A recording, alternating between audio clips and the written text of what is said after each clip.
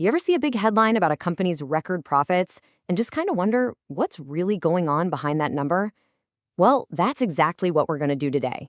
We're going under the hood of a real corporate report from a company called Blue Star to find the story that's hiding in plain sight. Right? We see these huge, flashy numbers all the time. Soaring revenues, massive profits, but honestly, those are just the tip of the iceberg. The real story, the stuff that tells you how healthy a company actually is usually buried just a little bit deeper. All right, let's dive right in. We're going to start with the big picture numbers for Blue Star, looking at their performance in the second quarter of 2019. First up, the top line revenue. Now, this is just the total amount of money the company brought in from sales. For this quarter, it was a pretty impressive 1,249 crores. That's our starting point. And then, after you pay for everything, materials, salaries, all the costs of doing business, what you have left over is the net profit. In this case, 38 crores. But here's the million-dollar question. Where did that profit actually come from? To answer that, you have to realize that Blue Star isn't just one single business. It's actually more like a collection of different businesses all running under the same company name. This is what we call a multi-segment company. And it's not as complicated as it sounds. Think of it like a big restaurant. It might have the main dine-in area, right? But it also has a separate catering service for parties, and maybe a food truck that drives around town. Each one makes money, but they all operate a little differently. And that's pretty much how Blue Star is set up. It has 3 of these engines. First, you've got their huge projects, like commercial air conditioning for big buildings. Second, there's unitary products. Think of the AC units you'd buy for your home. And third, they have a completely separate division for professional electronics.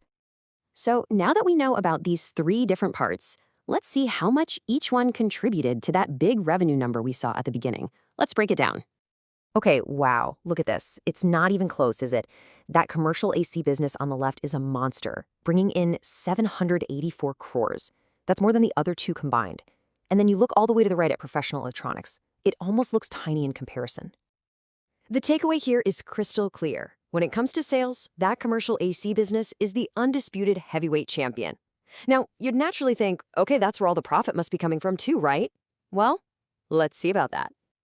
All right, now for the really interesting part. Let's follow the money. This is where the story takes a pretty surprising twist because we're going to see what's left for each of those 3 engines after their costs are paid.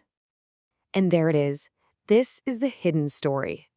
Sure, the big commercial AC segment is still number 1 in profit. But look what's in second place. It's professional electronics. The division with the least revenue is making 24 crores in profit.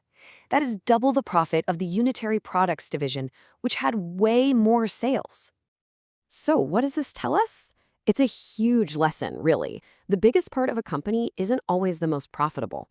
That professional electronics business might be small in terms of sales, but man, it is incredibly good at turning those sales into actual profit. And understanding that is absolutely key. But hang on, we're not done yet, because looking at one quarter is just a snapshot, right?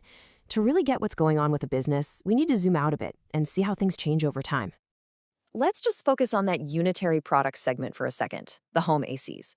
Back in the first quarter of 2018, which is peak summer season, its revenue was a massive 831 crores, and it made 95 crores in profit.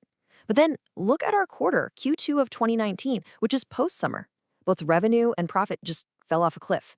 This is a perfect example of how something like seasonality can completely change the game for a business segment. So why do we go through all this? Why does digging this deep even matter? Well, because it shows you where a company's real profit engines are. It gives you little clues about their strategy. And most importantly, it proves that those big headline numbers we started with, they almost never tell you the whole story. So I'll leave you with this. The next time you see a company's earnings report pop up, don't just stop at that big, shiny number on the top. Ask yourself, where did that money really come from? Which parts of the business are actually doing the heavy lifting? What's the hidden story you're going to look for?